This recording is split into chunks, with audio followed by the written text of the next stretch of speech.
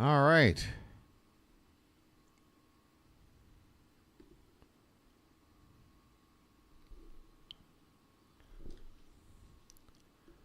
Okay. Greetings, folks, and welcome to live coverage of I don't know what the hell I'm doing. But, yeah. It's BW here.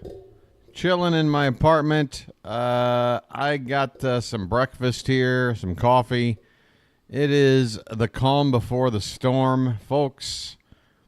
The eve of the postseason is here, and I'm just hanging out. No plan, no advertising or anything for this stream I got going on here. So if you got your notifications on, maybe you found me.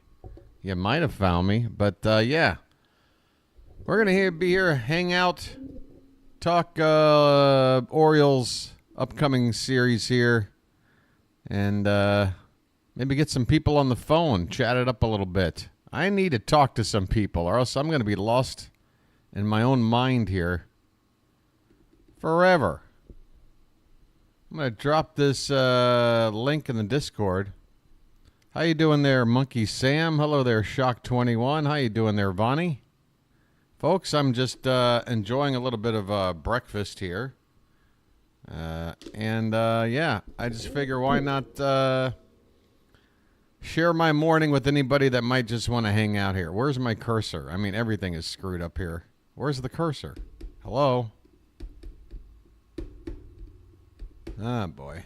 Could you please just move? There you are. You're kind of working. Can you get over here? Can I get back to the chat? Please? Could you please just cooperate? Please? For the love of all that's holy. All right. There's that. There's that. Okay. That'll work. Watching football. Who's playing? Oh, it's Monday Night Football? Who's on tonight, Vonnie?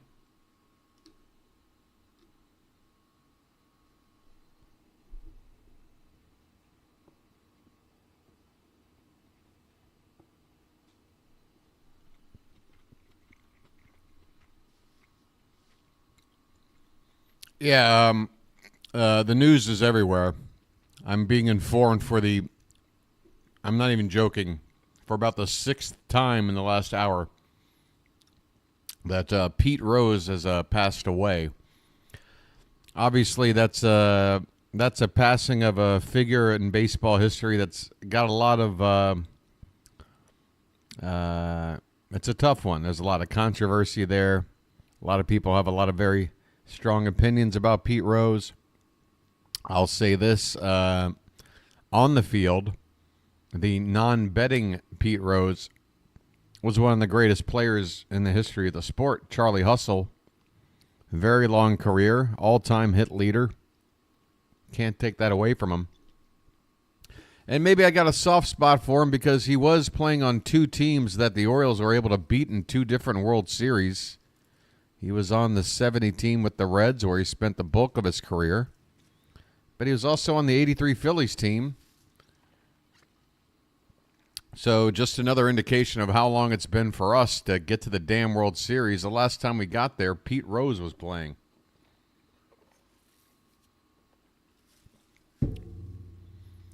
Yeah, who else passed away today? Somebody, it's, wait, don't tell me. A basketball player, right? Isn't it hold on, don't tell me. Mutombo? Didn't Mutombo pass away today? One of the Twin Towers from Georgetown. So, yeah, that's pretty sad, too. I grew up watching Mutombo and Alonzo Mourning with the Hoyas. I was more of a Terps fan growing up, but, I mean, in those John Thompson years with the Twin Towers, you couldn't help but sit back and enjoy watching the Hoyas during that era. What a ridiculous couple of players to have on a college team. I mean, yeah, on point. I mean, can you imagine? Can you imagine being like a 20-year-old that, you know, you're good enough for college, but you know you're not getting to the NBA. and you're sitting there trying to, cut through the lane against Morning and Mutombo. I mean, that's just plain unfair. It's just unfair. All right, folks, let's see here. Anybody actually showing up, or anybody interested in having a conversation? Anybody interested in fixing my cursor for me? It's all over the place. I must have some grease on the fingertip here from my breakfast. Oh, my God. No, I don't want to inspect anything. I just want this thing to do what I'm asking it to do, please. Yeah, just move over there a little bit so I can see the view count. Move up. There you go. 16. Okay. Hey, El Dudorito. Does anybody want to talk on the phone? I would love to hear from you guys while I'm sitting here chowing down on breakfast. I can pepper you with some questions, but I really would love to hear from some of the bird watchers out there. Don't feel shy. I'm not going to dox you. I'm not going to ask you anything too personal, but I put the Discord link in there, and we could have an on-air chat right now. I'd love to hear your thoughts about the Orioles and the upcoming series. Maybe some things you'd like to see, some things that maybe you're worried about, things you want to talk about. That's what I'm here for as I eat my breakfast. Anybody interested at all? Let me know.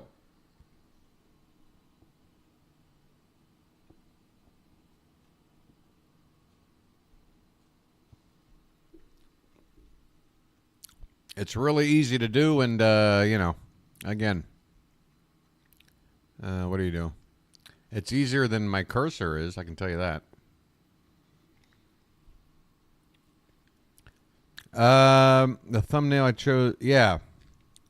That's Eddie Murray in the parade from '83. Well, if I did anything right, I got a good thumbnail.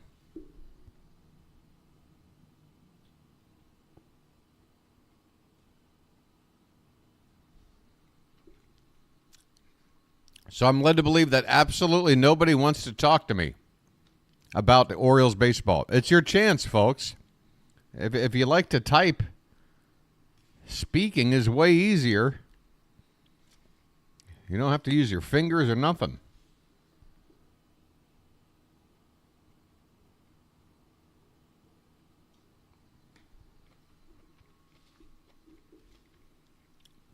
Well, this is going to be a short podcast. Talk to BW. There it is. It's ready to go. Yeah, let's talk more about that revenge. On point. Did you see my post here in the Discord?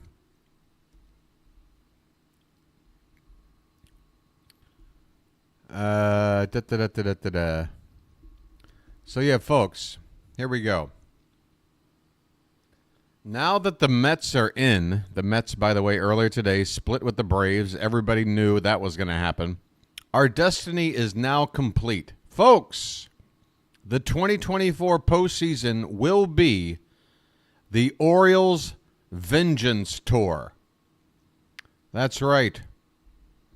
The Orioles Vengeance Tour. Working our way back through time, we're going to get our revenge. Step 1, we beat the Royals. Payback for getting swept in the 2014 ALCS. Step 2, we beat the Yankees. Payback for not only the ALDS loss in 2012, but that damn Jeffrey Mayer kid in the 96 ALCS. Step 3, we play Cleveland, and we beat them for payback for the 1997 ALCS. Now that we've made up for beating the last 3 teams we've played and lost to in the ALCS, and we've won the pennant, what's the last stop on this vengeance tour BW's got planned? I'll tell you, step 4, we beat the Mets in the World Series, payback for 1969, the shoe polish. The only team in the National League postseason this year that we've lost to in the World Series. That's what I'm talking about. Let's right some wrongs, folks. What do you say? That is the perfect path that I'm dreaming of. We take down the Royals, the Yankees, the Guardians, and then the Mets. Now, what are the Mets' chances of making the World Series? I'm sure the betting oddsmen out there would say they've got probably one of, if not the lowest chances among the teams in the National League. But, folks, I'm going to say it about every team in this thing. Everybody's got a chance. Don't rule anything out. See, Cabron's Gardner's got things to talk. Does anybody want to talk to me on the phone? It makes it a lot easier for me to eat this breakfast. And I really would like to hear, I'd like to have a little interaction with at least one of you. I promise, don't feel embarrassed. Nothing personal. I'm not going to bring up anything personal. And, now's your chance. Come on now. I put my face and voice out there. I'm just asking for you to put a voice. Just once. Nobody's watching. Look how small this turnout is. Let's talk. Let's have a chat. For the love of Pete. Oh, we got a new membership in here. Hey, where's my soundboard? Is that even playing? I don't hear it if it is. Yeah, see, with this Discord open, I'm not even sure if I'm hearing. This is probably a terrible idea. Between doing a non-scheduled stream where I have to use a different setup and then using an open Discord, I'm probably screwing up the setup for the game that counts tomorrow. You have a voice, but you don't know how to talk. You mean you don't know how to use the Discord? It's quite simple. The link is here. You get into this page here. You see here on the left, there's a bunch of channels. One's called Talk to BW. Click into that, and we'll be talking.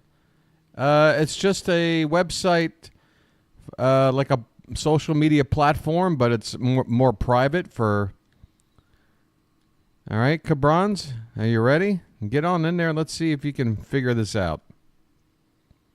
I'm going to have another bite to eat here.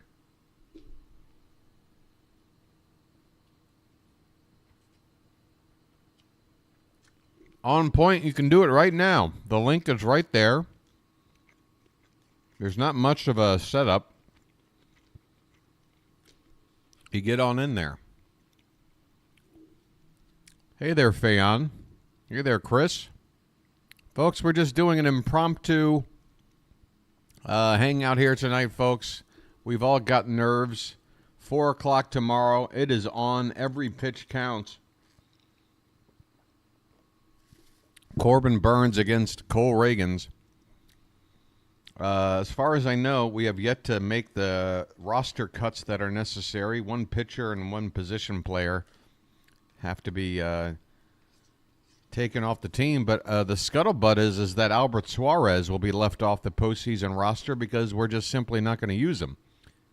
Because of the fact that Game 1 of the division series is on Saturday, Corbin Burns, that's not long enough of a turnaround. And obviously Eflin and Kramer, if needed, they won't be ready. Now, if we take the first 2 games, then I guess Kramer could start Game 1. But they're basically going to keep Albert Suarez, I think, off of the postseason roster and look to him to be the Game 1 starter. Because, again, Corbin Burns would only be on 3 days rest. If he's pitching on Tuesday, you got Wednesday, Thursday, Friday, and then Saturday's Game 1 for the division series. Now, again, folks, all these things I'm talking about is under the, very much just hopeful prediction that we're going to indeed advance past the Royals. I can't imagine not getting the job done with this series at home against the Royals, who are struggling down the stretch. Folks, if you want to see something encouraging, take a look at this. I'm going to leave the Discord page for a moment here since nobody is going to talk to me. Oh, this cursor, though. This cursor. I got to try to do something with my touchpad here. Just work your way up there, you little son of a so-and-so. All right, so the Royals splits. Let's take a look at some of these Royals splits, folks, and I think you're going to like what you see when it comes to how the Royals have been playing in the month of September. There you have it, folks. As a team, in the month of September, the Royals are batting just 203. Their OPS, on base plus slugging percentage, which is the best indicator of an offense, especially if you're talking about all 9 players grouped together. Folks, their OPS very healthy through the first 5 months of the season. They began April with a 681, 758 in May, 681 again in June, up to 761 in July. They peaked at 776 in August.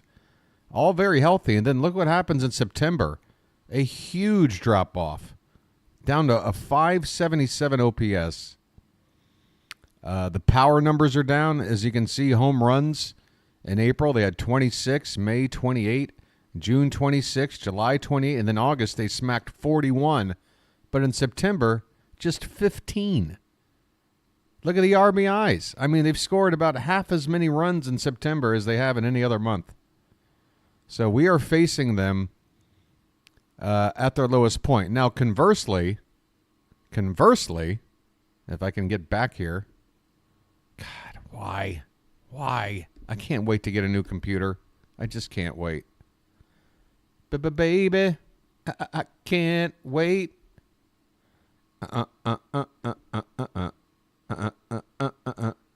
Can I please get this back up? Just you. Oh wait, that's where am I at? I'm on the wrong one. I'm not ready for you yet. I need this one. There. Okay. Yeah, conversely, folks, while the Royals offense has been sputtering, even worse than we were, folks, if our offense was bad and now we're starting to turn it around, the Royals offense has been bad and has stayed bad. They went 11-14 in the month of September, and the only reason why they weren't worse is because their pitching actually stayed pretty good. The Royals pitching, if I can get this damn thing up here, in the month of September actually is what kept them competitive. If I can get the cursor there, it's all around it. It's everywhere but where I want it to go. There you go. Are you going to click on it? Thank you. So here you go, folks. In the month of September, the staff ERA, the lowest of any month this season for the Royals. So that's the deal. Their offense has been sputtering, but their pitching has been the best it's been all season. You can see right there, the only month of the season where the staff ERA was below 3 at 2.94 in September. Opponents hitting just 213 off of them. OPS just 615. So it's been pretty much a lot of low-scoring games, I would have to assume, with this data for the Royals. So if the Orioles bats can, just not scuffle, if we can put up a few runs, I think 3 or 4 runs should get the job done against this Royals team with Corbin Burns on the mound. I really do. But we got to get 3 or 4, man. 1 or 2 is just not going to cut it. I mean, it might. I just don't want it to come down to that, if you know what I mean. Jackson, wow, bold pick. For what? What's bold? Oh, I did come up with my preferred lineup for Game 1, if you guys are interested. Now, this is not me trying to predict Brandon Hyde, okay? Just to make that clear. I'm not trying to predict Brandon Hyde, but if I'm putting the lineup together, this is the lineup I want to see for Game 1. If I can just click on something that's slightly to the right. Thank you. Let's see if I can just scroll this way without using my cursor. What is that? Is there a bug crawling on me? Oh, wildcard MVP. Well, we'll have to see. I mean, Holiday, I don't think is going to be in the lineup, Chris, for Game 1 against the left-handed starter. I think you can guarantee that. He'll come off the bench. Probably what you're talking about right there. Pinch hitter, pinch runner. Yeah, I think you'll like this lineup, folks, although I'm sure you'll say, well, Gunners should be leading off, and You're probably going to wonder why I'm... everything will be explained, folks, so let's start with it right here. This is it. The explanation is below.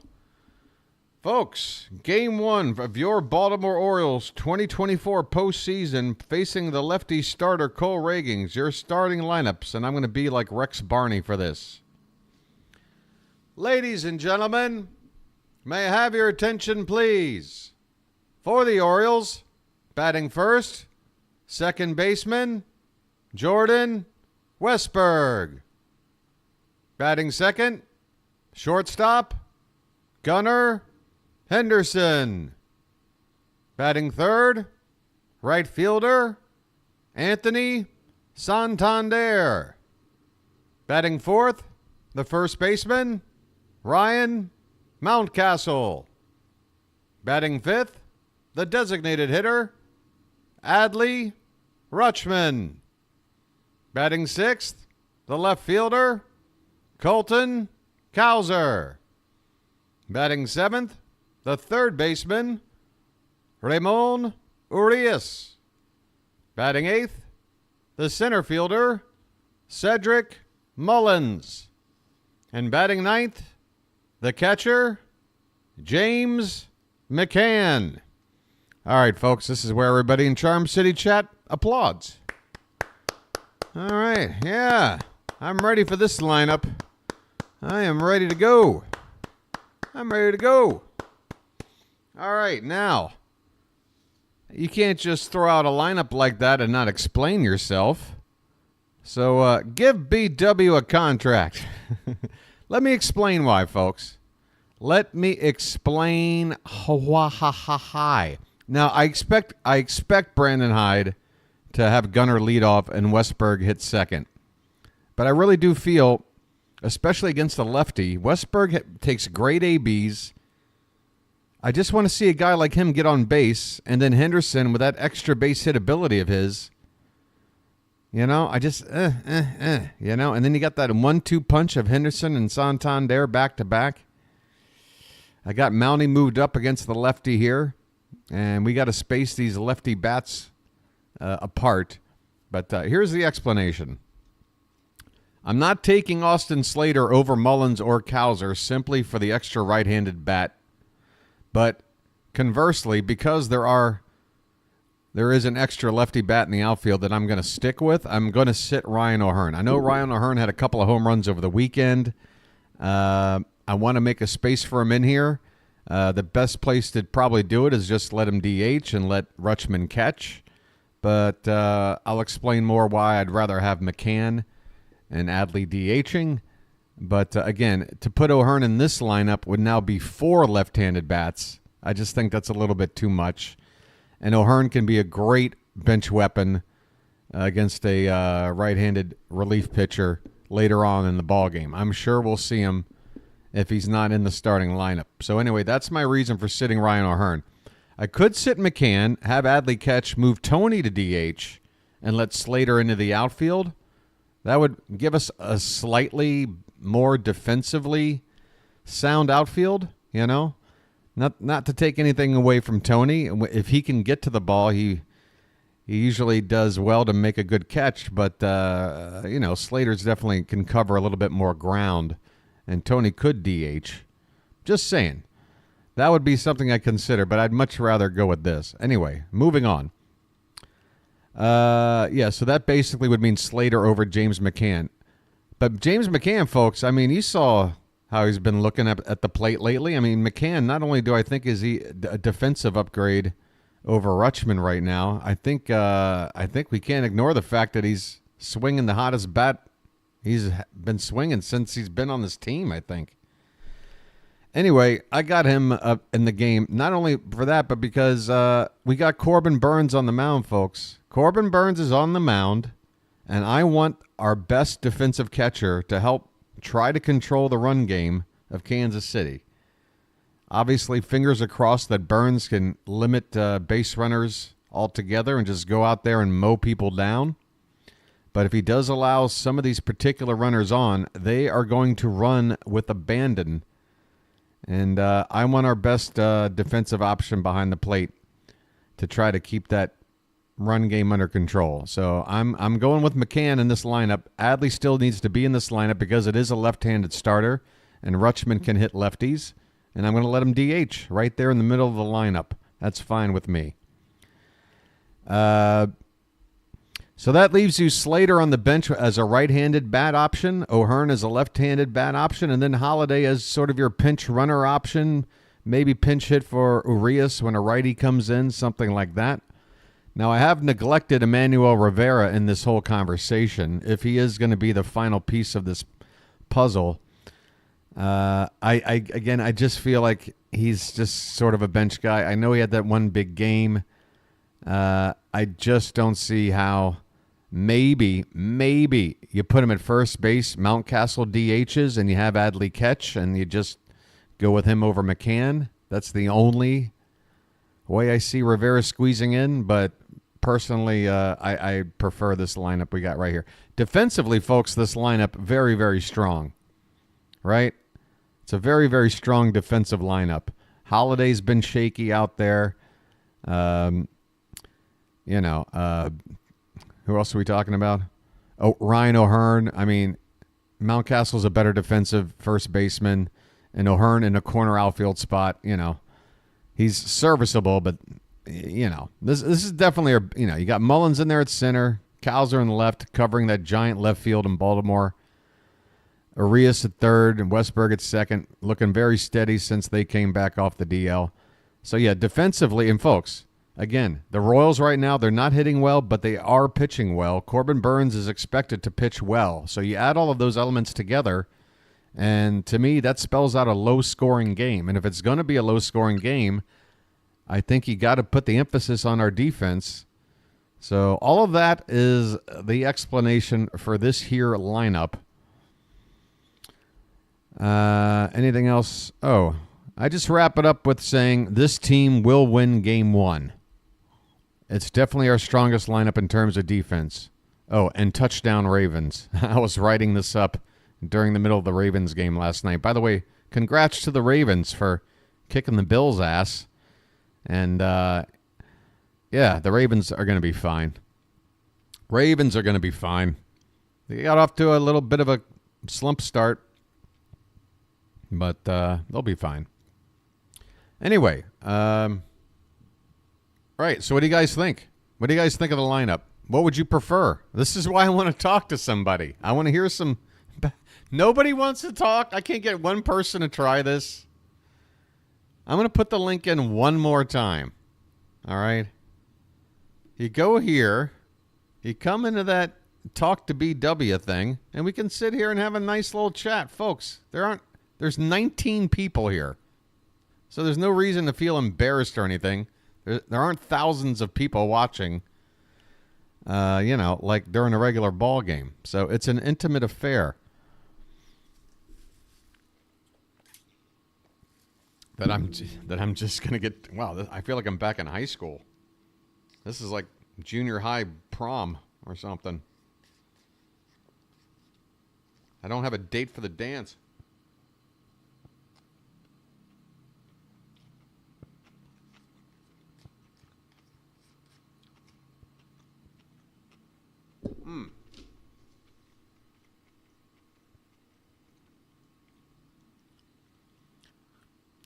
Folks, here's another thing. Kansas City, when you talk about their splits, they are so much better a team at home than on the road. They really are. They really do thrive with that home field and that home support. On the road, they really are just kind of a mediocre team. That's what the stats say. So, again, having this series at home against a team like that, very, very big.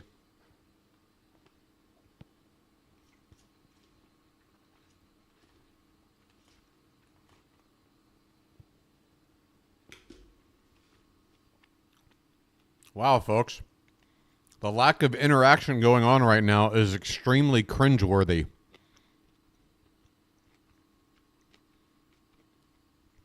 I mean, I know I'm eating on air, so that's not helpful, but folks,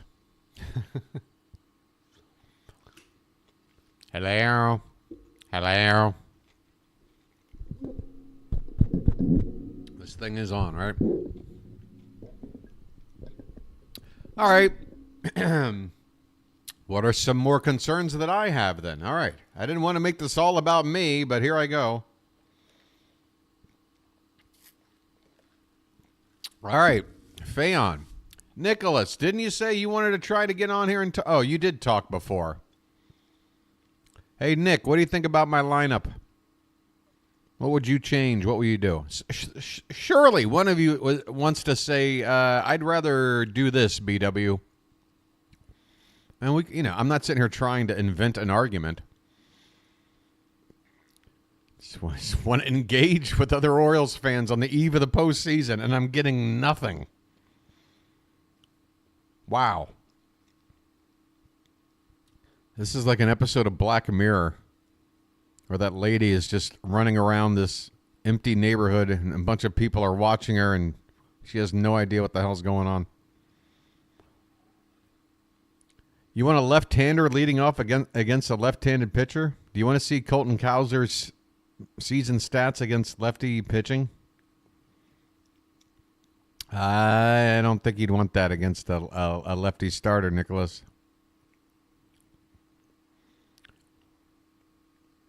Yeah, I could see that. Yeah, what that does is put 2 spots between Cowser and Mullins. That way you don't have 2 lefties, 2 out of 3, but you would still have 2 lefties, 2 out of 3, because it would be Mullins, back to Westberg, and then Gunnar.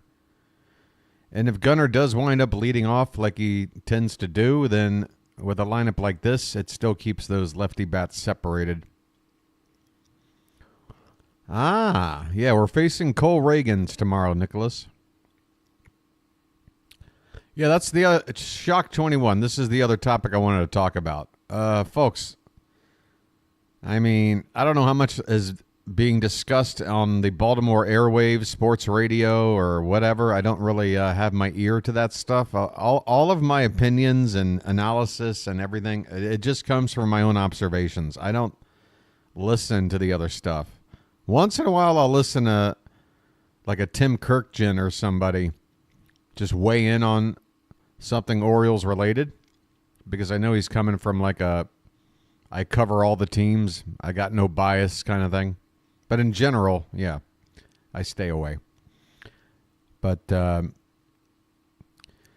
yeah, again, folks, if this was a lineup against a right-handed starter, everything would be different. Henderson would be leading off. Cowser would be hitting cleanup, and Mullins would probably be at least 1 spot farther up. But yeah, against a lefty, the lefties just they go down a peg. Let's take a look at Cowser versus lefties this season. Let's take a look. If I can get up there.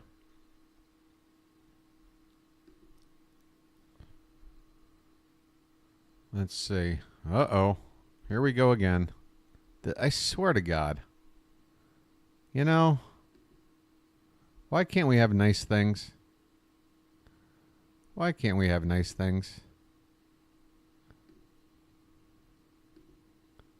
Come on now. Would you come on?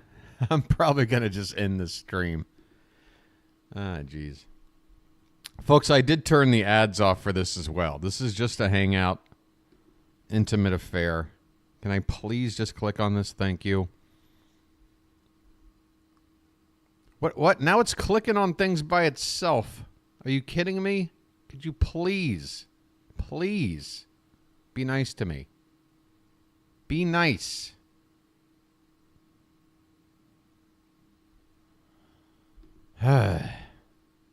Now it's telling me I'm right clicking when I'm clearly left clicking. Are you kidding me? All right, here we go. All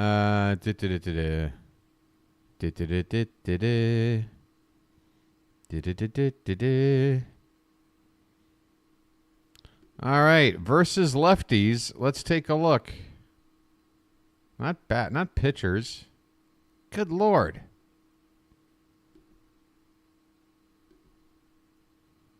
All right, there you go. Versus lefties. 2024 season. Here we go.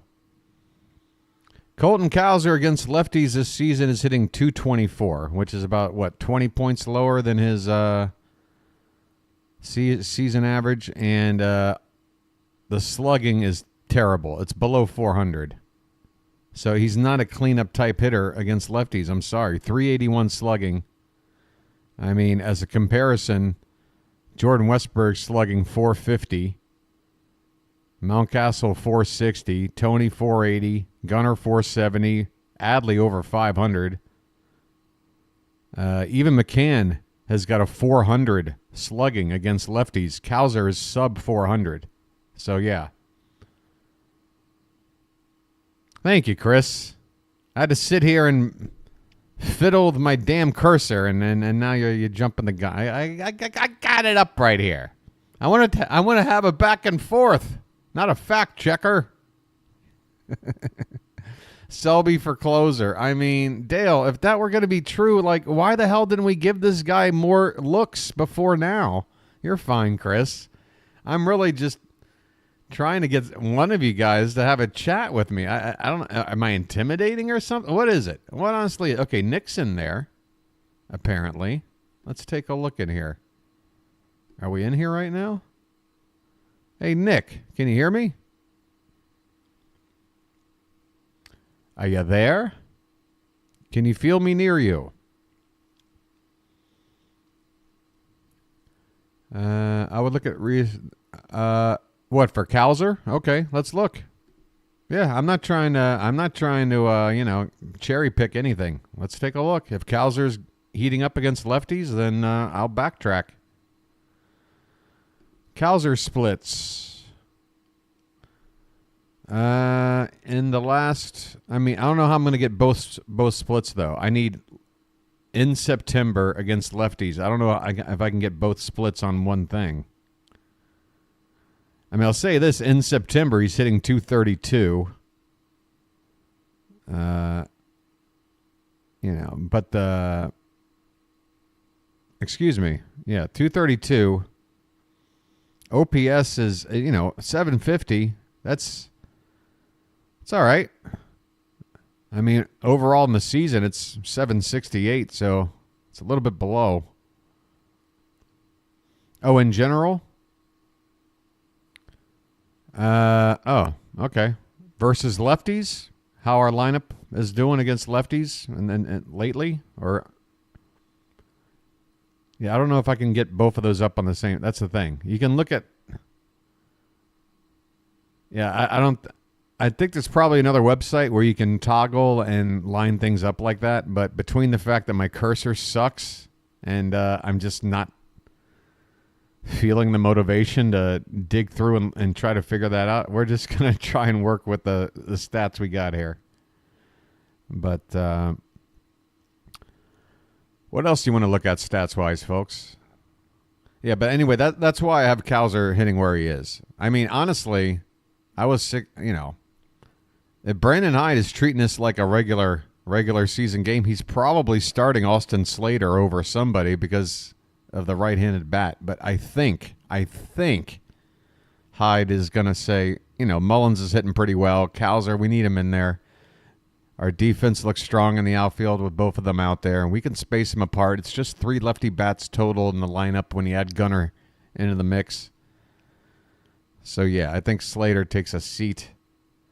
You want to have one right-hander sitting anyway, because eventually they're going to bring in somebody from the other side to pitch, and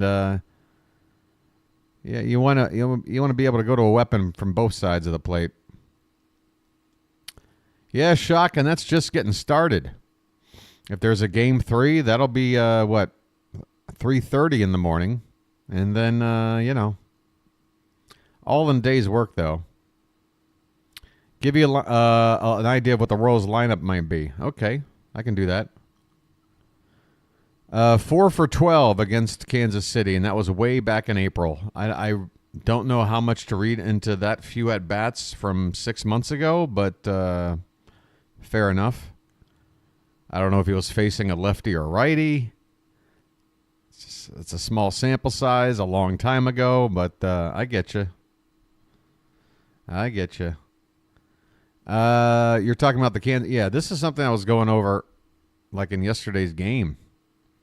I was already looking at the Royals as a team. Again, if you got in here late, the Royals, we're really facing them.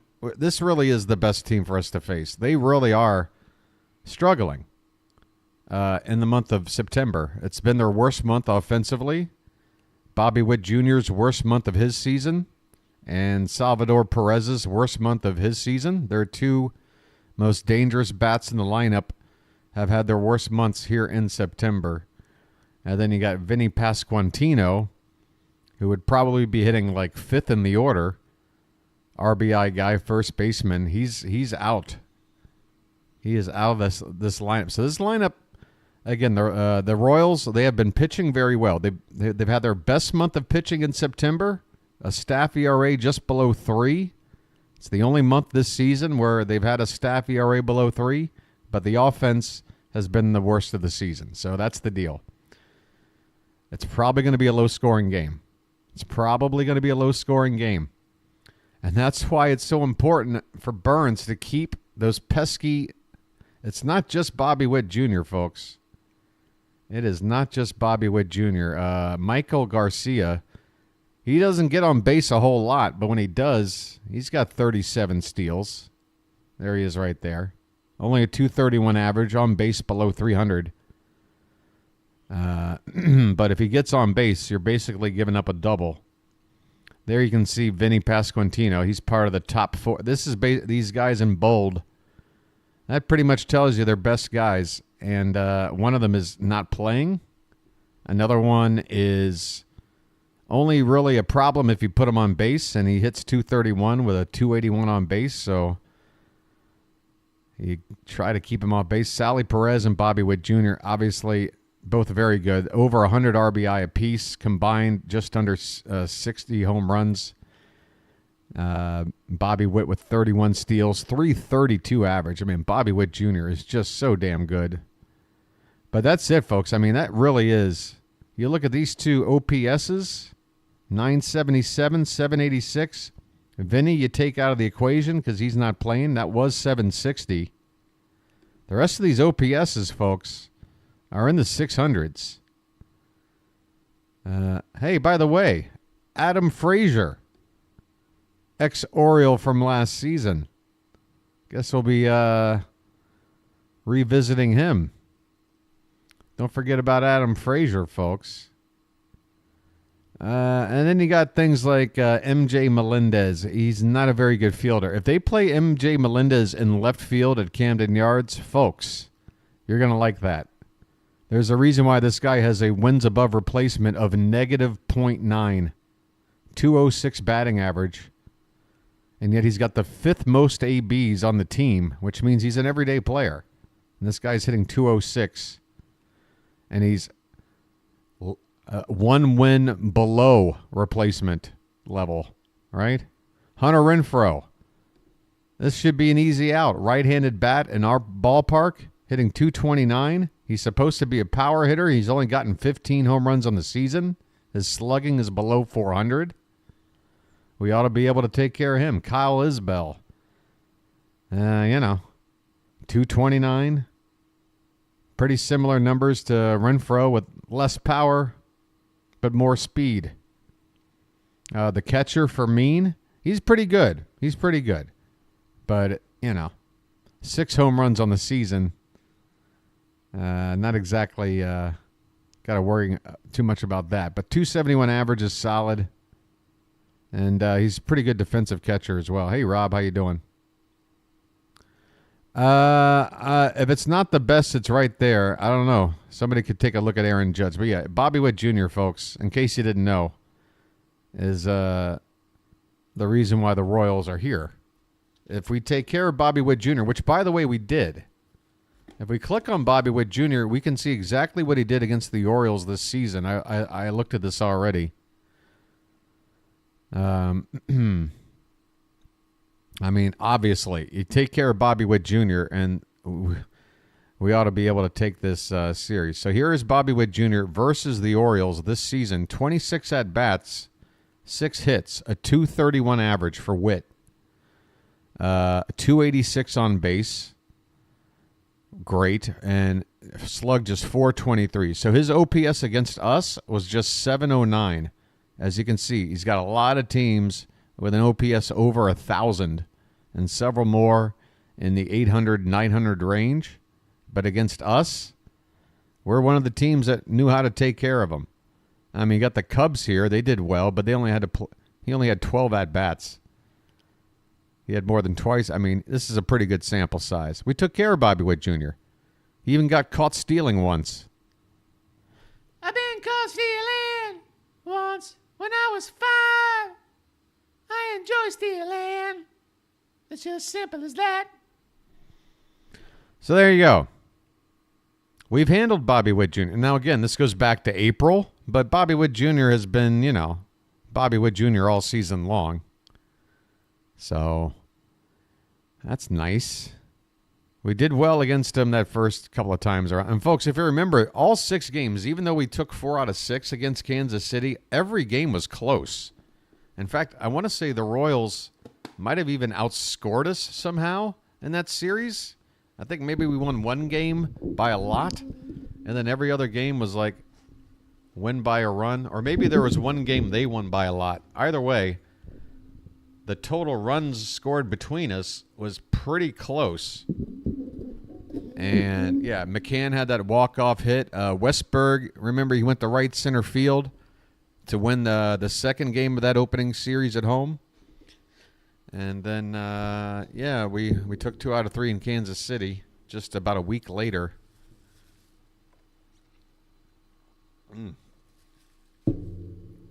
All right. Can we just talk about how we don't have a closer? And going back to who brought up Colin Selby? Because I want to know. Selby does appear to have something. Why aren't we giving him more of a chance before now, when clearly, with the way Sir Anthony Dominguez has been a 0 ERA, but in what, Shock? 4 innings? I mean, he cannot have pitched more than 4 or 5 innings for us by now, right? It's only been a few appearances. I don't read a whole lot into that. I'm just looking at his stuff. I mean, having a 0 ERA is great. It sure as hell beats an ERA of 15. But, but I mean, again, how much have we seen of this guy? I really think it's just going to be a committee approach. I really think we're not going to know who the hell is going to be coming in. And whoever does start the 9th isn't necessarily the guy that's going to be intended to finish the 9th, unless, they go 1, 2, 3, because you got to pitch to 3 guys. If you do bring out somebody to start the inning. Did somebody pop up on the Discord here?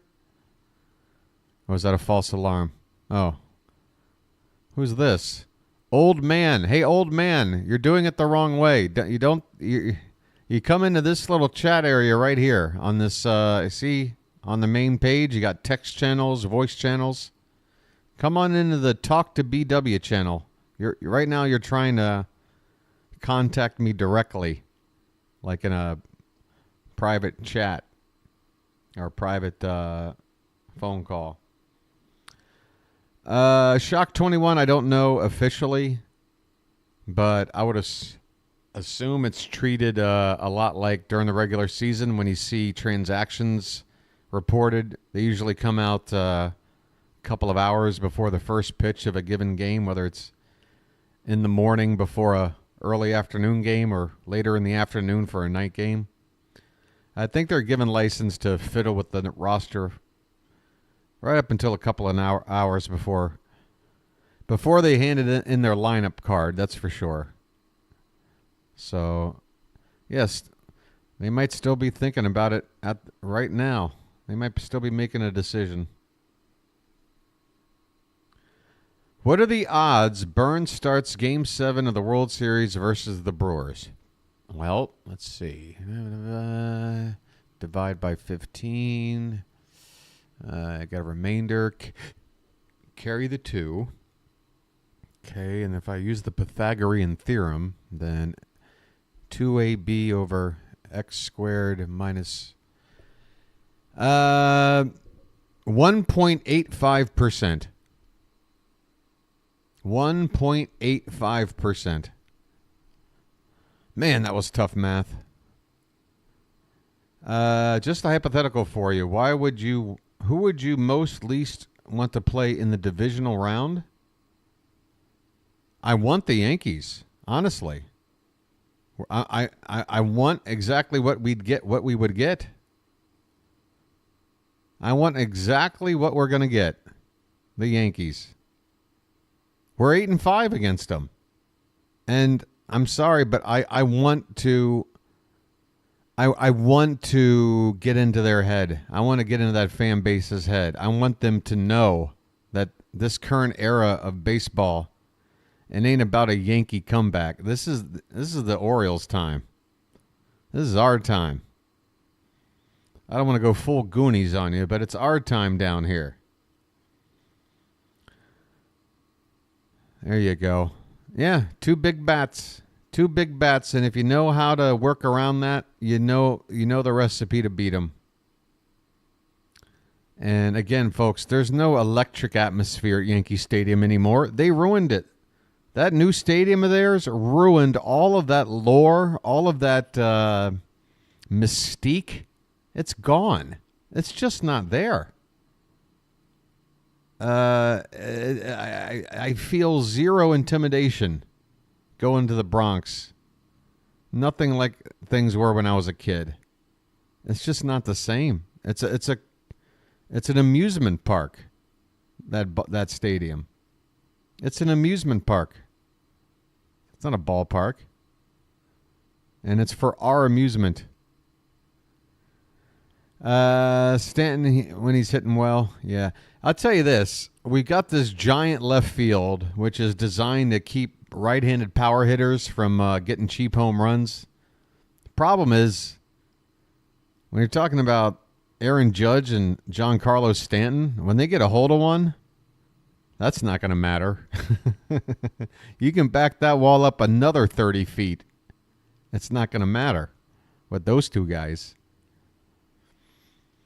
But hopefully it'll keep a cheap home run from somebody like, I don't know, Anthony Volpe or Gleyber Torres, somebody like that. You'll be by first base tomorrow. Nice shock 21.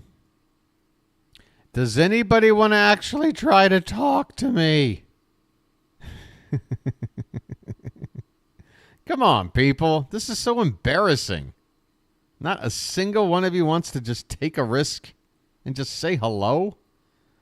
You can hang up after 10 seconds if you're uncomfortable. Like, what is the problem? Let's talk. Let's get to know each other. It's not, folks, guys, do you really, God, I promise. All right, I guess I've built a reputation where if somebody says something silly, I'm going to roast you. Look, I say stupid stuff all the time. And I put up with a whole lot of roasting. I'm promising you right now, I'm not going to belittle you if you come onto the air here. I mean, I want to be able to do this again. If I let somebody on and I treat them like crap, well, that precedent will probably end all future attempts at doing this. I'll treat you nice. I'm watching the Dolphins play horrible football. All right. Who are they playing? Ah, boy. I tell you what, nobody wants to talk to BW. All right, old man, I'm going to try to find you. Rob, what's your excuse? Rob, we talk all the time. You don't want to get your voice on here once? Is everybody secretly like from, I don't know, some weird cult? Do you guys speak like, you guys have a weird accent or something? You're at the movies right now? What are you watching? What awful movie are you not even looking at while you're texting?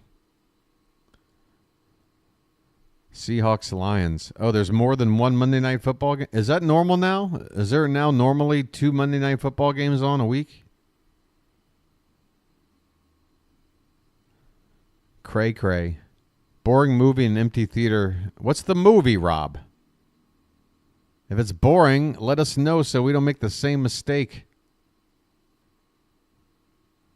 Hey, Rob, get up and yell fire. And then immediately yell Aaron Boone.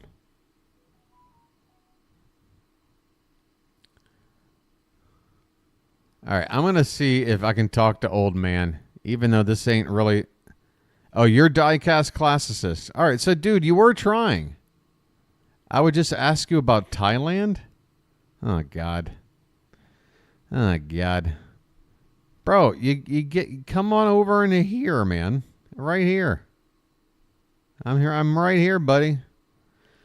Wherever you go, whatever you do, I will be right here waiting for you.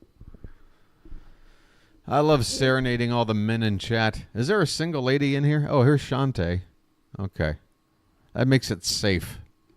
Good luck to the boys tomorrow. I can't watch, unfortunately, because the time of the game is awful. No, MG. Whatever other obligation you're talking about is awful because, damn it, put that aside and tune into the game. Nick, are you here? Talk to me, buddy. I can't take watching the Dolphins just get their ass handed to them. Now, who are they? Pardon my language. Who are they playing? They're playing the Titans. The They're Titans. playing the Titans. Okay. Yeah. And there's two Monday night games going on at once. Yeah. Is that the norm now? It is the worst. Yeah, it's the worst game I think I've ever seen. It's 9-6. Horrible. I mean, I can't take it. I remember a game back when I was still watching regularly. It's probably been about 15 years ago, but I think it was a Monday night game, maybe a Sunday night game, definitely a primetime game. But do you remember a game between, I believe it was the Dolphins and the Steelers, and it was a 3-0 final, and that... Oh, the Mud Bowl. The Mud Bowl. Yeah. Yeah. Yeah, I remember that. That was about, what, 15 years ago now or something? Yeah, about. Time flies. All yeah, right. That was a horrible game. Yeah, horrible game, but at the same time, it's so horrible. It's kind of like a movie that's so bad it becomes amusing and fun and memorable. I mean, you will never forget it. As horrible as it is, you'll never forget it, right? You've seen better games that absolutely. that you've long forgotten. Let's see what the chat's saying here. I'm going to the game next week when we get past the Royals. All right, Ram Dog, you better be there for Game 3 against the Yankees in the division series. BW, since I'm old man, I'd talk to you about the 79 Orioles. That's all right, Diecast.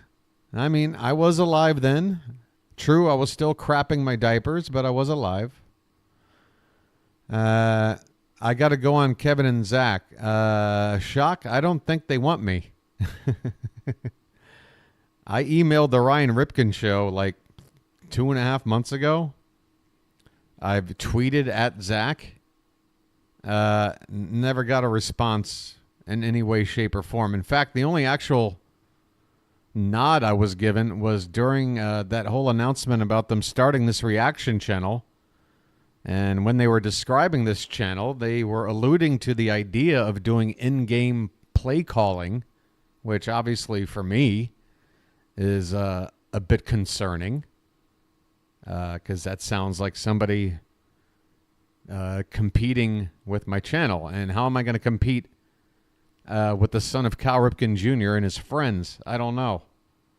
But I'm kind of hoping if they want to build a media empire in the Baltimore area that maybe they can just leave the play calling to your boy and they can have everything else, because I'd love for them to have everything else. That's fine. I just want this. Hey, Nick, am I asking too much by just wanting this? No, dude. And I mean, look, there's a bunch of play callers on the air. There's a bunch of people who just like have the little things on there. But I mean, your style is so like interesting, and just the fact that it's it's conversational. You feel welcome. I don't know if they do it the same way you do. Well, you tell me I feel welcome, but how many times have you seen me get into some kind of altercation with somebody in the chat? I mean, you gotta discipline the chat. You can't let them. I know, but I just feel like there's something about social media. I swear, when it comes to interacting with people, I never antagonize. I'm never the instigator of a conflict, ever, ever, Yeah. because that's just not how I roll. I want peace. I don't want argument for the sake of argument. But at the same time, I feel like a bit of a vigilante whenever I do get insulted first or, done wrong first, like unprovoked. It's like, all right, pal, you want to go toe to toe, and then I go into we're in the ring. Wow, I just made the guy I'm talking to leave. Nick is out. Thank you, Nick. But yeah, it wasn't really a whole lot of an announcement either way. Hey, Book Doc, you want to take a huge risk in life? I'd love to hear your voice. Who wants to get on the air with BW here this evening before the postseason begins and talk a little Orioles baseball? Who wants to chat?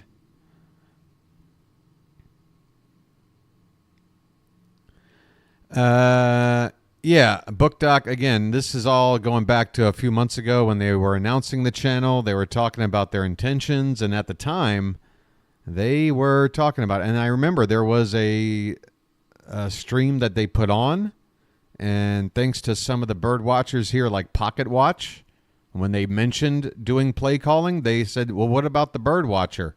Have you heard of Orioles bird watcher? He's out there. He's doing a good job. And I guess it was Kevin who responded to some of these chat messages, and he acknowledged that he knew who I was, and his quote was something to the effect of, we'll get in touch with him and talk about collabing or something to that effect. And folks, again, I'm just being completely transparent with you. I've tried to reach out to them through several different means. They know I exist. I emailed the Ryan Ripken show. It was a professional email. I tweeted at Zach before. Never got even so much as a engagement with a like or nothing. Just I sent him a clip. I sent him a clip of one of the walk-off calls. And this was back when they were about to start their channel. I was like, hey, if you want to use a clip and as a part of your reaction, rather than I don't know if they'd have the ability to access like a highlight video package and react. I didn't know what their reaction thing was going to be like. I didn't know if they're going to sit there and actually see highlights from the game. So I was like, well, I can send you highlights. You can use them if you want. I tried to build a relationship with these guys.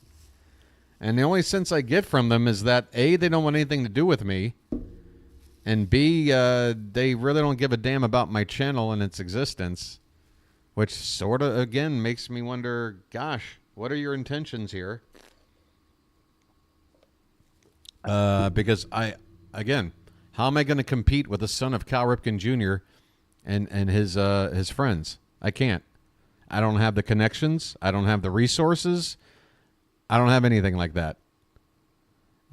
So as great of you guys have been in terms of following along with my channel, if it came down to it, if they pushed really, really hard to create a channel to try to compete with mine, they would probably take me down.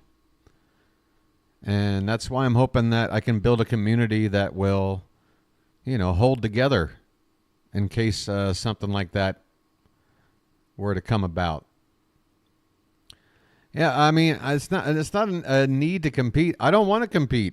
I really feel like what I'm doing and what they're doing is a perfect marriage. I could send all of my watchers right on over to their post-game show. And their post-game show could sit there and plug my channel. We can sit here and scratch each other's backs. I'm putting up the numbers. The numbers are there. Thousands of views per game. And it's only growing in its first season. So I honestly don't get it. I don't get it. I mean, I hope they could understand. If any of this gets back to them, I hope they can understand why I felt a little bit, like my livelihood was at stake when they were sitting there talking about putting together this channel and mentioning that they would possibly, again, they didn't lock this in, and so far they're not doing it, but they did make mention. I heard it with my own ears about doing live play-by-play style in-game reaction, and to me that's trying to take my viewers away. Whether they mean to or not, that's what it is. So I tried to talk to them about it, and they're not talking to me. So that's the deal with that. They're more than welcome to. I'm extending the olive branch. If I've said something or done something that can be construed as unprofessional or a slight against them, then I would like to apologize, because that was never my intent. Again, I'm only trying to protect the channel that I'm growing here, and I wish nothing but success on their end as well. I just feel like we can share this space and actually help each other, rather than pretend like neither of us exist. That would be great. Anyway, moving on to a whole new topic. Again, hey Rhino, sorry buddy, how you doing, buddy? Rhino's in the house. Rhino, is the NFL? Are the NFL games over now? How is Rhino not calling a football game right now? Folks, Rising Rhino, please, if you haven't checked out his channel already, do so. The man is a grinder. Oh, did somebody come into the Discord? I heard a beep. I heard a beep. I heard a beep. I heard a rumor. Beep, beep. I heard a rumor. They say you got a broken heart. Well, I heard a rumor. Would somebody talk to me? You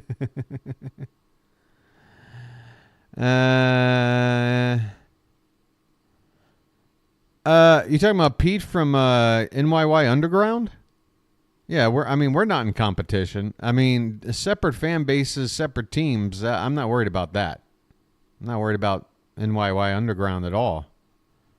I actually cheer on Pete. I think Pete has given a lot of people who are doing this a pretty good template for how to do this. How to, not just setting up the stream and all the bells and whistles, but how to. Pete calls. Oh, you're talking about Pete is it McDermott? McDavid? I'm sorry if I'm butchering his name. Well, the difference with him is that he doesn't call every game. And it's not the focus of his channel, I believe. And again, I'm not sitting here trying to... Look, folks, I'm a human being. I started an Orioles channel. Of course, during the course of the season, I'm going to look around and see who else is doing what I'm doing. But, yeah, on his channel, it's not just an Orioles dedicated channel. He covers, like, Disney stuff and some other things. And he's not, you don't really know, I guess, when he's going to call a game. Maybe he gives you a little bit of an advance. I don't know. But there's another guy out there that also does games. I can't think of his name. I don't think his name is in the title.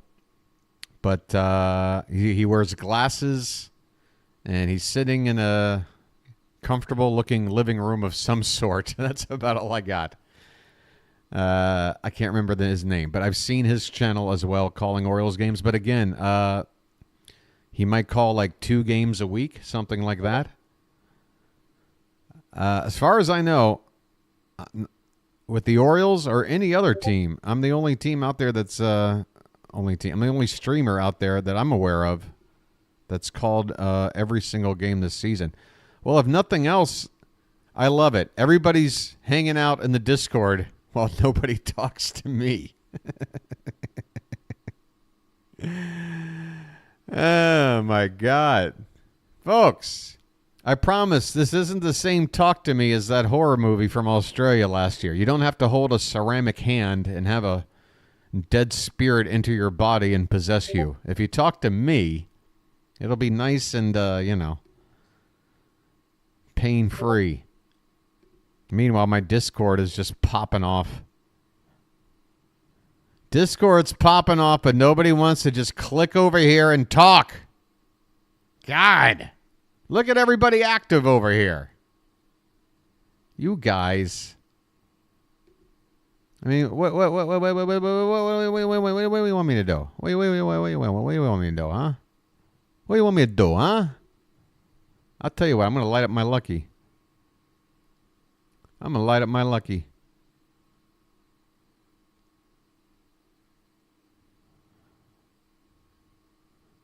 Yeah, I was kind of close too. Who wrote this?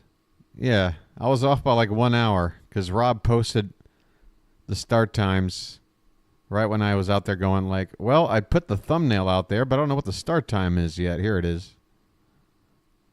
Yeah, folks, there you go. There's a look at the thumbnail. Ain't it beautiful? That's right. Postseason baseball should look something like this. This time of day looks like about 4 o'clock in the afternoon. The stadium should be looking pretty much like this. This is what we're going to be looking at here tomorrow, folks. In about 20 hours. Holy Toledo, 20 hours away from rocking and rolling. I am getting excited. I am, the nerves. The nerves. There's no fear, but there are nerves. Yeah, that Maves. I almost said Maves Brett's doubleheader. Yeah, that Mets Braves doubleheader situation was very, very peculiar. I'm telling you, I really feel like this wild card round, some teams, they're going to be able to handle not playing for 5-6 days or whatever. Okay, so the Yankees played on Sunday, and they're not going to play again on Saturday. So Monday, Tuesday, Wednesday, Thursday, Friday off. Same thing that we had last season, right? Before we played the Rangers, about 5 days off. I just don't see how that's beneficial for hitters. It's an everyday sport. If you're not facing like competitive live pitching on a daily basis, it's one thing to have a game off.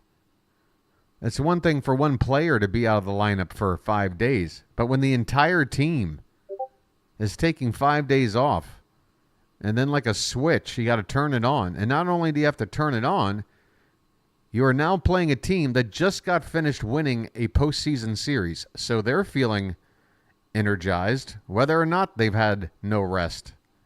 I just don't see the huge advantage for that first round bye. I mean, it should be. It should be. And in other sports it is. Obviously in the NFL, getting a bye is incredibly huge. I just don't see that being the case with baseball. I'm not worried about it. Look at all this activity in here. Hey, if nothing else, it's gotten people into the Discord. Yeah. Just can't get anybody to talk to me. That's kind of sad. Please somebody talk to me, please. Anybody at all? I'm going right back in here. Here I am. It's just me alone. Hey, it's Rob. All right, I get to hear Rob's voice for the first time ever. Rob, please save me from myself. You are on Hello? There you are, buddy. You're on the air. Go ahead. You can hear me? I can. Book Doc is here as well. Book Doc, let Rob have the floor for a minute, and then I'll introduce you, okay? Rob, how you doing? Doing good. All right. Are we going to have nothing but 2-word answers from here on out, or? I don't know. What do you want to talk about? Oh, my goodness. What are we? Is this an interrogation? All right. Well, first we'll go over your Miranda rights. You are aware of what those rights are, correct? I'll read them as I go. Of course. And just let me know that you're aware. That way we can use this in court. No, I'm just kidding you, man. I'm asking how you're doing. You're like, yeah, good. This is the first time we're talking, Rob. Come on. Get excited. Hello. How are you, Rob? Let's start over. Rob, how are you? How are you feeling on the eve of postseason baseball for your Baltimore Orioles? Go. Feels great. Exciting postseason coming up. You know, I thought you were going to stop. It taking feels on great. the Royals. All right. Go. Sorry. Continue. I'm sorry. Taking on the Royals. You know, getting revenge for the Ravens. Yeah. All right. Well. Hey, Rob, have you seen any interesting streamers doing sports streaming over the past summer? Any? There's a good one named Orioles Birdwatcher. No, not about Ever him. heard of him? I'm talking about, say, maybe a guy that maybe attempted to stream 7 baseball games simultaneously, or I'm trying to refresh your memory about some jokes we shared earlier in the season there, Rob, with a particular channel. That the Guardian guy. Yeah. None of Interesting dude. None of those videos are currently available anymore. Yeah, I can't even go back and see them. They're all taken down. What, he deleted his whole channel? I don't think he deleted the whole channel, but all the play-by-play stuff he was doing, I think he just does like taped, non-live like videos talking about college football or something like that. Hey, Jacob, thank you. Thank you for your good luck. Hey, Shock. Hey, if anybody here who's not subscribed, go ahead and do it. Although I feel like everybody who's here would be, because how else did you find me on a unscheduled stream that has nothing to do with an actual live ball game going on? So, Rob, I'm sorry, was that Nick? Who wanted to speak? Go ahead. The floor is yours.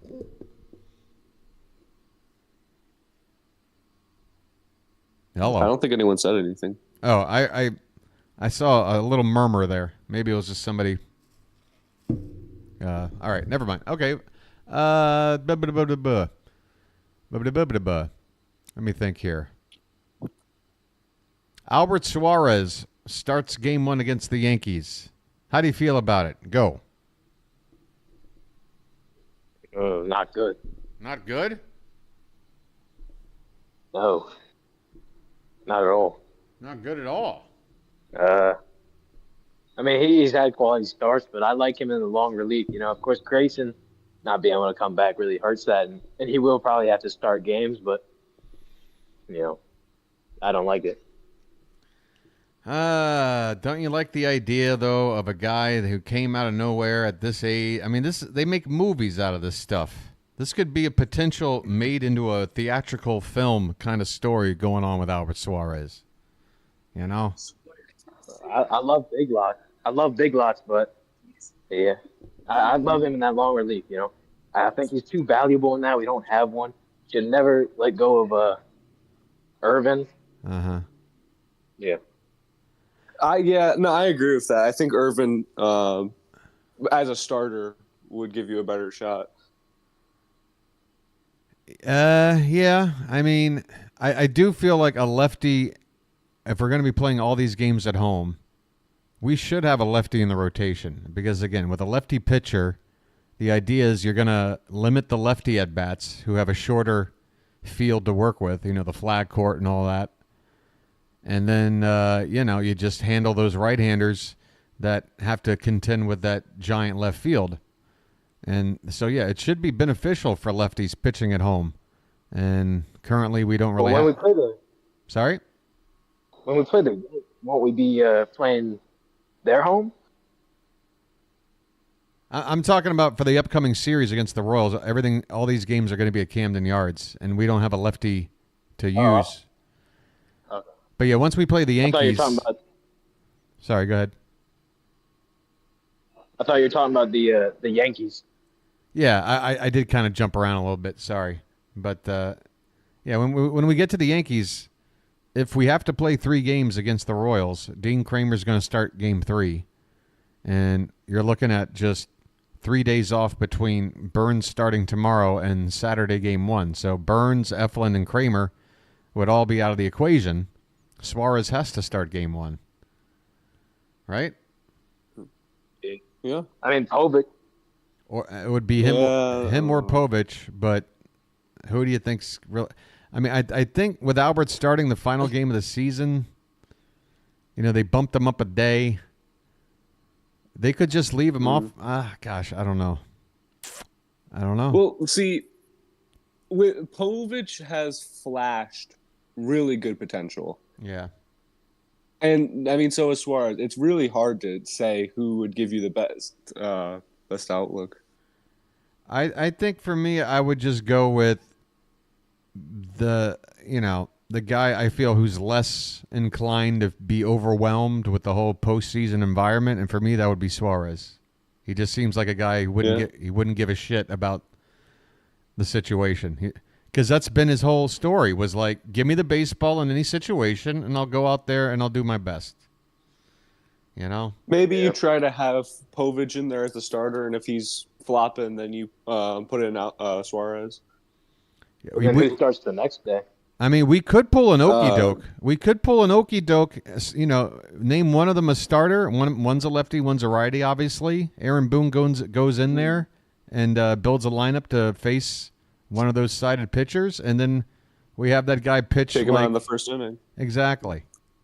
We pull a Detroit. Because why not? In a 3-game series, or no, we're talking about game 1 against the Yankees. I'm not back to thinking about game 3. Let's try to win these 2 games and just let Dean Kramer start game 1. That would be ideal.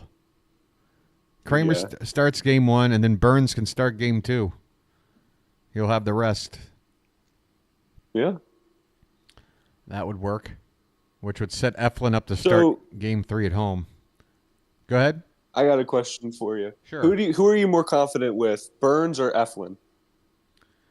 I think right now, God, it's tough. Again, I still feel like Kansas City's run game is their biggest, when they get in the mood, man. I'm telling you, you see what happens to Burns when the run game gets out of control. That's how you beat them. Oh yeah, that's how you beat them. That's why I got McCann catching. I think he can. I'm not saying he can stop it, but he's our best bet to help. But Burns did pitch really well down the stretch of those last few starts.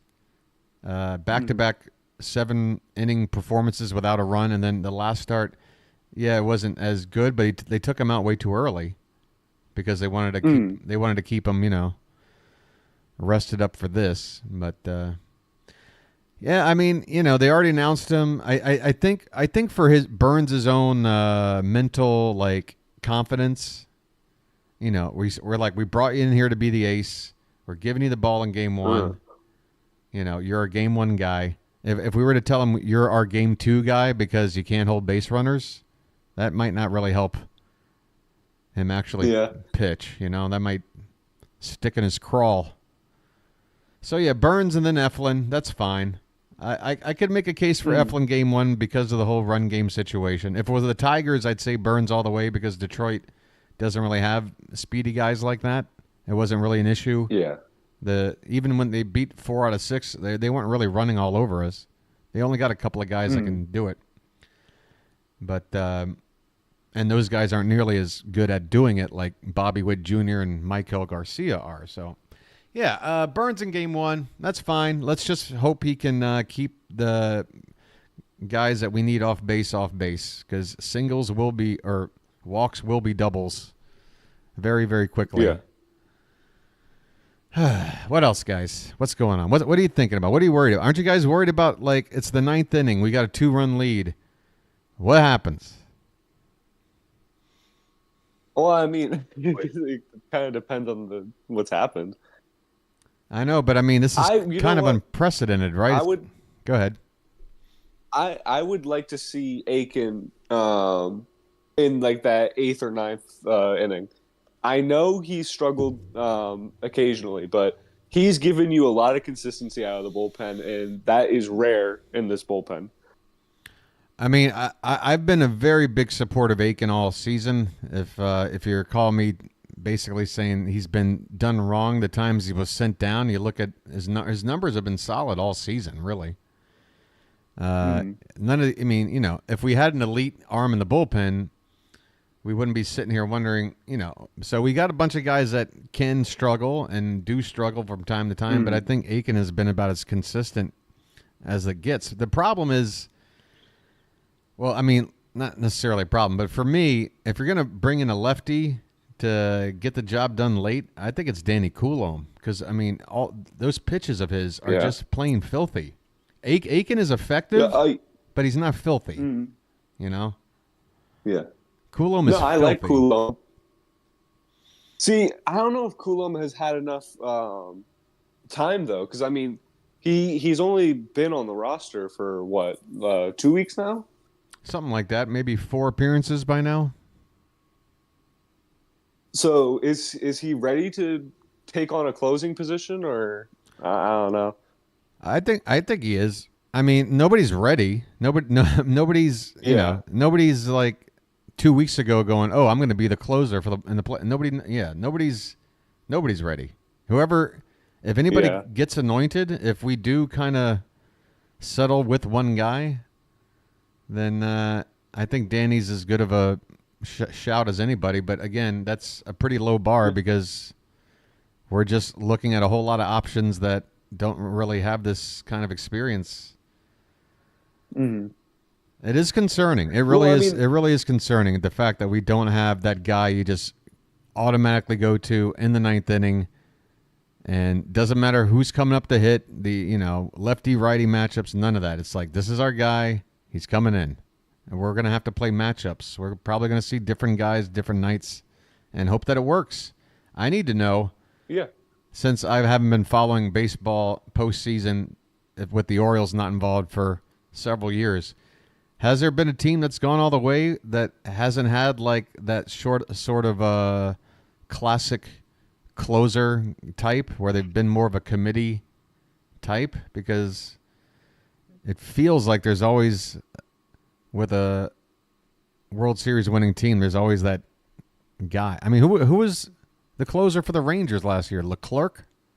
I don't even know.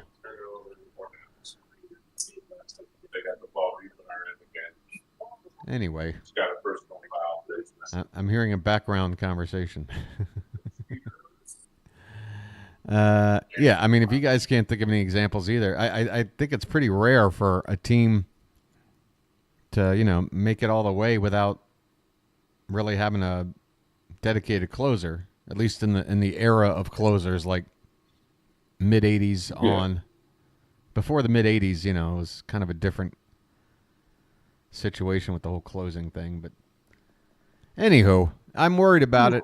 I am worried about not having that person, that intimidating figure coming out of that outfield wall, and it's like, all right, it's this dude's time. Here he comes. Let's get these final 3 outs. We just don't have that. Yeah, I mean, I don't think there's very many, at least in the AL, that I'm too concerned. Like Clay Holmes, I'm not concerned with. I don't know who the Royals closer is, but they got Urseg. They got the guy that I was saying we should have gone and gotten back during the trade deadline window. I was like, I want Urseg from Oakland. He's the guy behind Bobby Miller that nobody's talking about because Bobby Miller's stealing all the headlines. This Urseg guy is good. And guess what? The Royals are the one that went out and got him, and he's been their closer. He's 11 for 13 in save opportunities since joining the Royals. That's pretty good. The ERA is right around 3.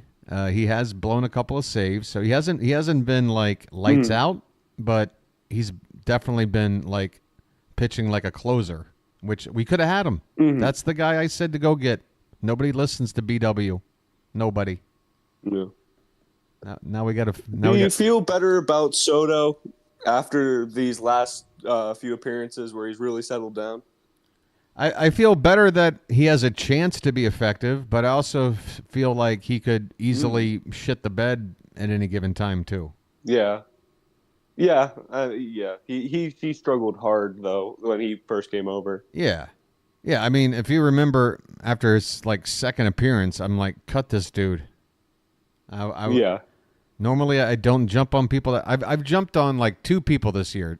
Trevor Rogers. Can you blame me? Hmm. And the guy we're just talking about. I just had a brain fart. Who were we talking about? Soto. Soto. Gregory Soto. Yeah, Gregory Soto. And then one other guy. I almost forgot. We had him for one appearance. What was his name again? Oh my God, I've already. Oh, Vieira. Tiago Vieira. Remember that? Oh, Oh my I God. think I do. Anybody remember Tiago Rivera? He came into the ball game, didn't get an out. I think he walked four guys or something.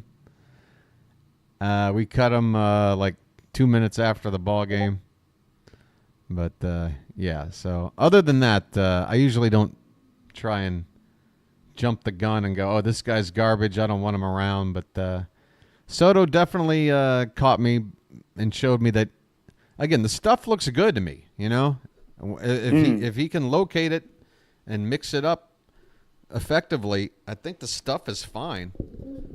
Again, nastier stuff than Aiken, but to me, command and you know, locating pitches, mixing up pitches like that. That's how you pitch. It's not just velocity, but everybody behind the analytics feels different. Yeah, I think. Let's see if it's the ninth inning. Let me look back at this Kansas City lineup. So with Pasquantino not involved, that's a big lefty bat out of the equation. I got a feeling that we don't really have to. I think it's going to be a pretty right-handed heavy lineup for the Royals, even if we got a righty starter out there. Let me take a look. Let me take a look at this something here. I'm looking here.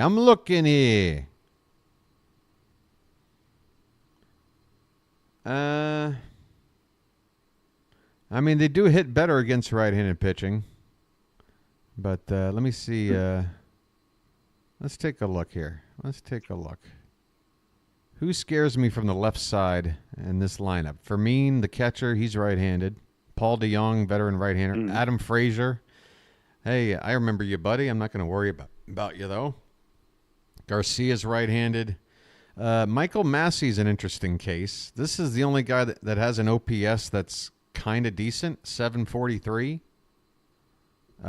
It's not like all-star or whatever, but for this Royals lineup minus Pasquantino, I think that's why he was hitting third in this lineup in the final game or two of their season. So if he's batting third, again, that's his numbers, 239, 14 home runs on the regular season, 239 average. I mean, if that's your number three hitter, then we should be beating this team. We really should. Yeah. No, I'm actually really glad that we got the Royals instead of Detroit, because Detroit's had our number. I mean, when we were playing them, I didn't feel confident, and I feel way more confident about facing the Royals. Yeah, I feel you, but also, I mean, I'm just playing devil's advocate or whatever, point counterpoint guy. Before we played Detroit, we were already slumping as bad as we had been all season. And at the same time, Detroit was embarking on one of the best runs of the season, and they started that run before they played us. So we were two teams already. We were flatlining while they were peaking, and then we went head-to-head. You know what I mean? Like, if we faced them in any other part of the season, I don't think it goes down that way. It was just the timing of it all, you know? I mean, Detroit just lost the last two games of the season to the White Sox. You know what I'm saying? Yeah, that's true. But, I mean, I think about it this way. Like, Detroit's been the better team recently. Sure. The Royals have not. Sure. They've been struggling recently, and so you want to catch them with their pants down. You don't want them to be coming in confident, coming in hot, coming in swinging bats. Their pitchers are dealing, and then they mop you up. Like, you want them to be struggling. You want them to be down on themselves. Am I talking to Rob right now? You're talking to me. I've got Rob and Nick up here. Sorry, I had the other channel or the other page up. This is Rob I'm talking to? or Nick? Nick. Nick. Okay. Both channels are open, so just making sure. So Nick, let me take exactly what you said and try and maybe fry your brain a little bit. So you're talking about you want to face the team that's struggling, not the team that's hot. Well, what happened when we played Texas last year? The Rangers struggled down the stretch. They were probably the worst team, like going into the playoffs in terms of like how hot they were. They coughed up the division title like on the last day. They had like a 5-game lead on the division with like 2 weeks to go. They blew that. And then what did they wind up doing, man? They came in and swept our ass, and then they went on and win the World Series. Yeah. See, but the thing is with the Rangers is that they had the wild card to get hot. Right. The Royals are rolling right into town. Because with the Rangers swept in the wild card, right? If I'm not mistaken. Yeah, they had Tampa. They won both, but then again, you have to consider the fact that they played in front of like 8,000 people at Tampa. Yeah. I mean, it was a joke. But and Tampa was already, fizzling out. Tampa, remember how hot they were at the beginning of the season? It's unbelievable. Yeah. I mean, there's a lot of Rays fans where I am because I'm in Central Florida, and they know it. They know that the team's the window's closing. Yeah. Well, I mean, at least when you're a team like that, you can only collapse so much. It's not like building up a $300 million payroll and then trying to rebuild. You're rebuilding a 2-story building here. They'll be okay. They'll figure it out. But yeah, I mean, yeah, the whole hot and cold thing. I do get your point. I mean, the Royals would have to turn it on right now, but again, there's got to be at least a tiny bit of hype considering they did leapfrog the Tigers the way they did on the final game. That probably gives them a little bit of a shot in the arm. Yeah. But I mean, okay, thinking about this from the Royals' perspective. Yeah. They would have been facing the Astros, Right. if I'm not mistaken. Yeah, they didn't. So yeah. they're going, all right, who would we rather face? Astros, Orioles? Like, from the perspective of the Royals. Uh-huh. And they're going, hey, maybe the Orioles aren't as bad. Hey, maybe we can squeak by. Right. So, like, I don't know. I don't know the mentality of the Royals fans right now or, like, the organization. But I think most people would rather have a chance to play us than Houston, even though we have a better record. Yeah.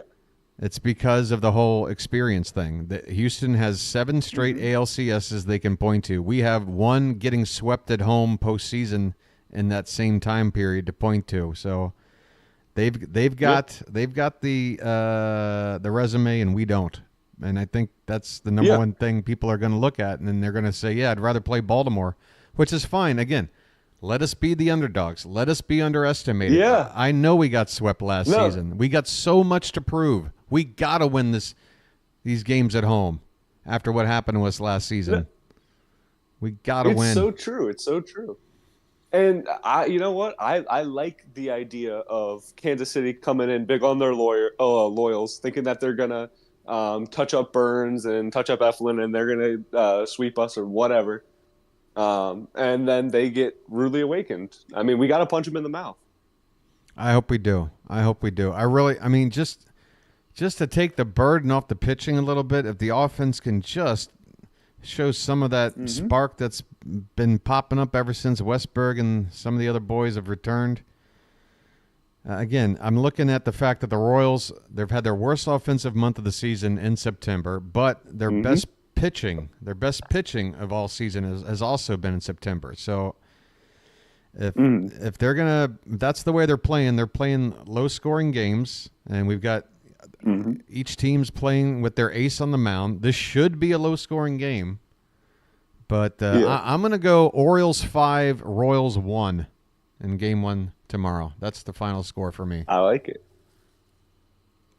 Uh, you know, Burns has had opportunities of no hitters, and opportunities of complete shutout ball throughout the season. And I don't think this Royals lineup can really change that. So if he's on his game, it's going to be like whoever gets the first run. Yeah, the first God, this goes guys, it's so much pressure. It's a 3-game wild card. If you drop the first game, it is elimination time already. Brink of elimination after one frickin' game.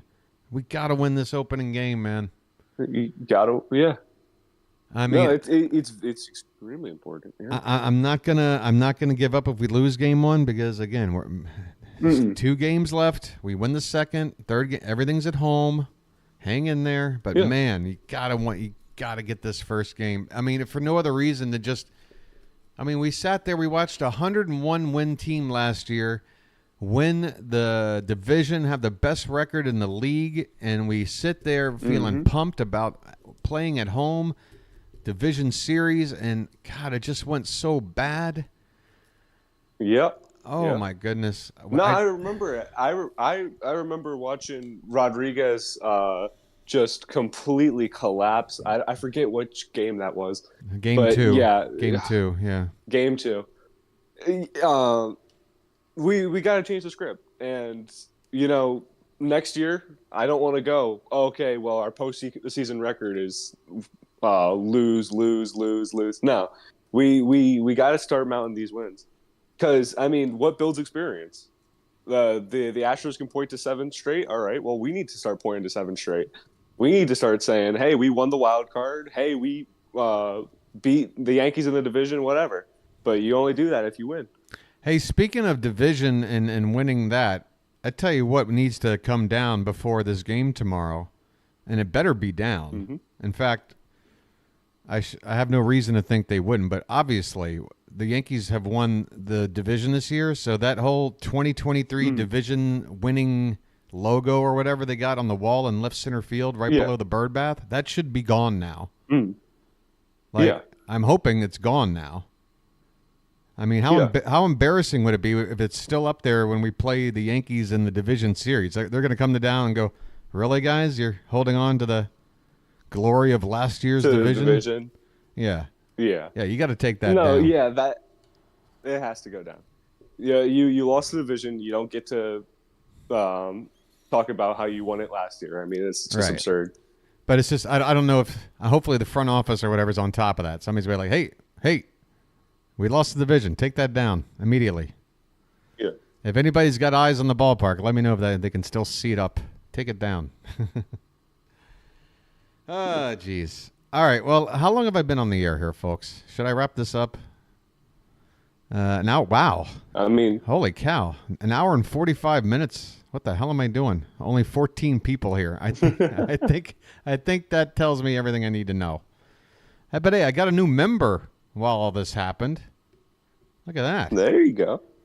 Your boy's still grinding. All right. Well, guys, you know me. I live way out here. I got some sleep since yesterday, but how much more am I going to get before a game that I'm going to be up at 2 a.m. to be ready to call? I don't know, but it's going to be all adrenaline.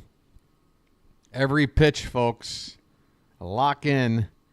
If you got some charms, some magical trinkets lying around, have them all within arm's reach. Wear your lucky underwear. What you got? Lucky underwear? Put that on. If you want to go commando, up to you. But I hope you guys are ready. Orioles baseball, October at home. Destiny is ready. Again, this is the path. We beat the Royals. We make up for 2014.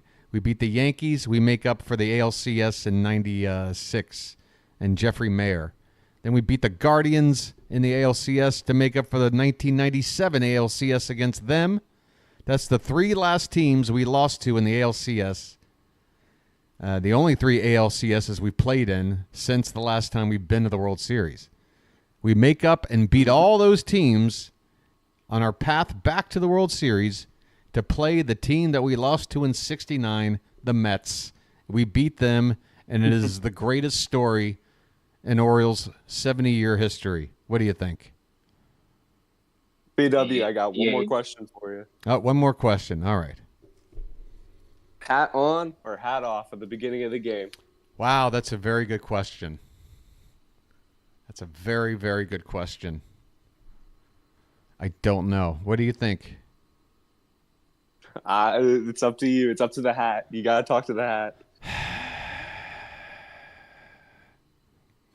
Gosh, I'm going to have to do a lot of soul search. By the way, I had another bird land on my balcony right at sunset last night.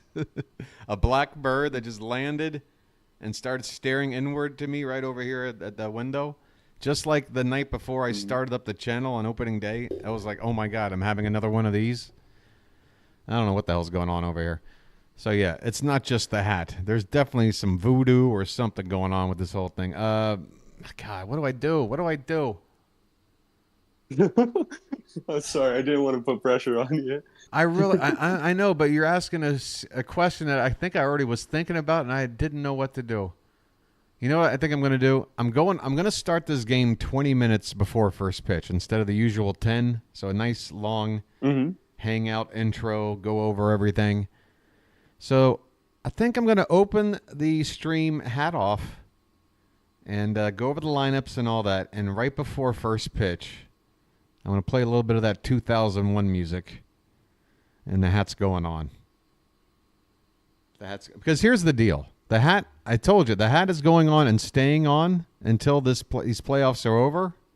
And when I started doing that, that's right when we went on that last 10-game stretch going 7-3. Yeah. That was when I started wearing the hat without doing any gimmicks. Just kept it on, and I've let it rest. Have you had enough rest of the hat? Have you? Are you ready for this? It's got to start. It's got to start, man. Tomorrow's its start. This is it, man. This is it. Yeah, Book Doc. Rest in peace, Pete Rose. Controversial figure. Oh yeah. And what can you say? I mean, geez, Louise. Again, Pete Rose, thank you for nothing else, being on two teams that we beat in the World Series, the 1970 Reds and the 1983 Phillies. I understand once you turned player manager in the mid-'80s there, and from then on you did a whole lot of stupid shit. But nobody can take the hustle away from that guy. That dude hustled his ass off, and all I can go off of is just clips and old broadcasts of games where I've seen him play. But the dude was a phenomenal baseball player, and he's a part of our lifetime. If we were all 80 years old 20 years ago, or whatever the math works out to, we could sit around and talk about how much of an asshole Ty Cobb was, despite the fact that he was an absolute just legend of the game. And I think we can just have two separate conversations. We can talk about Pete Rose and all the antics, and we could talk about Pete Rose, the ball player. And, for a guy that just passed away, I'd rather talk about Pete Rose, the ball player, I guess. He was really good. Yeah. He was really good. I don't think he's going to get, some kind of sentimental Hall of Fame induction because of this. Shoeless Joe Jackson's been dead now for 90 years or something. Nobody's running to get him back into the hall, get him into the hall. So I don't think that we're going to see anything like that, not in our lifetime anyway. But it's a shame. The whole thing's a shame. Betting on not only the game but on your own team. That's a shame. This is why, and by the way, you'll never see me take on a gambling sponsor. And folks, if you look around at baseball content on YouTube, some of these successful channels, they're all taking in sports betting ad money and just advertising the hell out of it. I watched this one guy, what's his name, Robbie Hyde. I don't know if you ever heard of him. There's another guy named Jim something. But they will sit there and pretend to give you some kind of analytical breakdown of something, and then just immediately, boom, 5-minute interruption to help you go over some of the parlay bets that look good today. And I think you should really put your money on this. I'm like, what are you doing?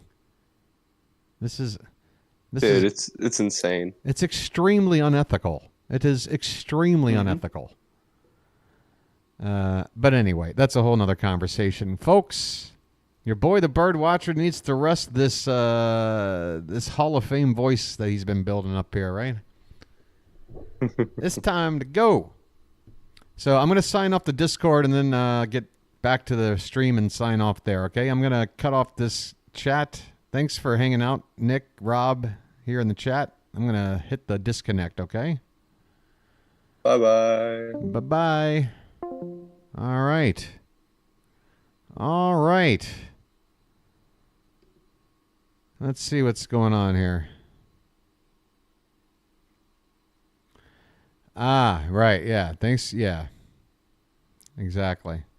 Folks, all right, that's going to do it for me. As you can see, an intimate affair. That was always the plan. Just fingers crossed that doing this particular stream, I had to adjust some settings because it's not a normal stream with settings already in place. I'm just hoping all those settings revert back to normal and I haven't caused a giant situation that's going to show itself tomorrow when it's the biggest damn moment of the year.